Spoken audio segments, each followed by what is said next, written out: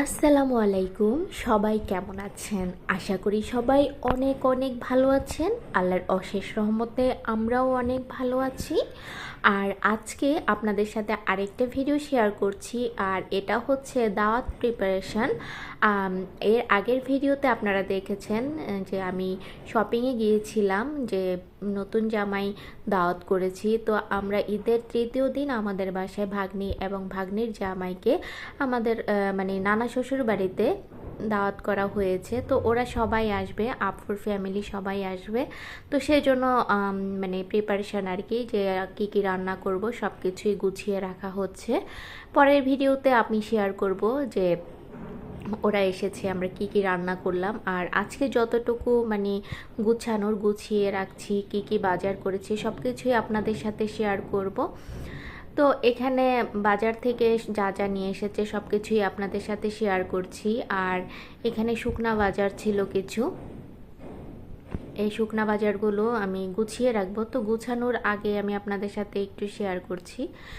তো এখানে এই বাজারগুলো গুছিয়ে রাখার জন্য আমি মানে সব কিছু ঢেলে রেখেছি, কোথায় কোনটা রাখবো সব কিছুই বক্সে করে করে মানে ঢেলে যেটা যেটা যেখানে রাখার দরকার সব কিছু গুছিয়ে রেখে দেবো, যাতে পরবর্তীতে আমার শাশুড়ির মানে খুঁজতে না হয় বা ওনার কষ্ট না হয় যে এগুলো গুছিয়ে নিতে।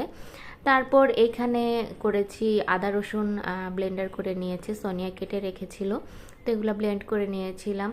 আর এখানে যে আরও কিছু আদা রসুন কাটছে, তো আদাগুলা ব্লেন্ড করা হয়ে গিয়েছে। আর রসুনটা কিছু কাটা হয়েছে, আরও কিছু বাকি আছে, বাকিটাও আমি অফ ক্যামেরায় ব্লেন্ড করে নিয়েছি। আর এখানে পেঁয়াজ কাটছে, মানে সব কিছু আগে থেকে করে রাখলে আসলে পরদিন আর একটু ঝামেলা কম হয়। তো সেজন্য আমরা আগে থেকে সব কিছু করে নিয়েছি, আমি আর আমার যা মিলে। তো এখানে আমি কাবাব রেডি করছি। তো যেহেতু কাবাবটা আগে থেকেই রেডি করে রেখে দিলে জাস্ট খাওয়ার আগ মুহূর্তে এগুলো ভেজে নিতে পারা যায় আর কি।